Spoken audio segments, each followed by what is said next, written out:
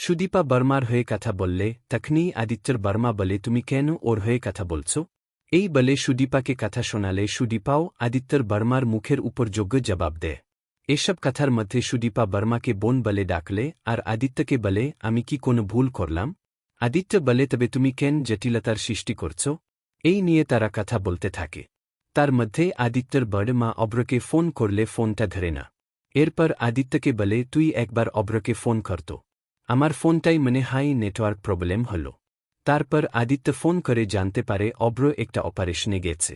সেই কথাটা বাড়ির সবার সামনে বললে আদিত্যর বড় মা বলে ঠাকুরকেই তো ডাকব ওকে রক্ষা করার জন্য। এই বলে ইমোশনাল হয়ে পড়লে তখনই পারমা সেখান থেকে ঘরে এসে কাঁদতে থাকে। তখনই সুদীপা সেখানে আসলে পারমা বলে তোমাকে কে বলেছে আমাকে বোন বলতে? আমি তোমার থেকে সব কিছুতেই বড়। সুদীপা বলে তাহলে তুমি স্বীকার করছো তুমি আমার বোন?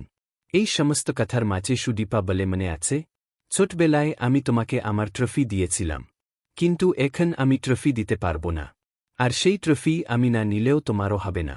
এই কথাটা আদিত্য শুনে নিলে সুদীপা সেখান থেকে চলে যা। এরপর ফার্মা আদিত্যকে বলে তোমার দাদাভাই যে এখান থেকে চলে গেছে তার জন্য কি আমি দায়ী? আদিত্য বলে সব কিছু আমার জন্য হয়েছে।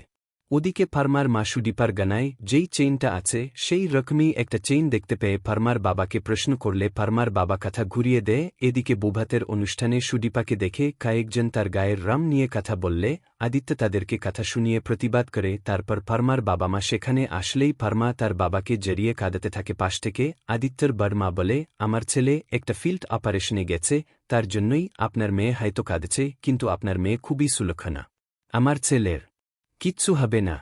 তারপর ফার্মার মা সুদীপাকে গিফট দেয়, আর সুদীপার গলায় সেম চেনটা দেখতে পেয়ে বলে এটা কি করে সম্ভব?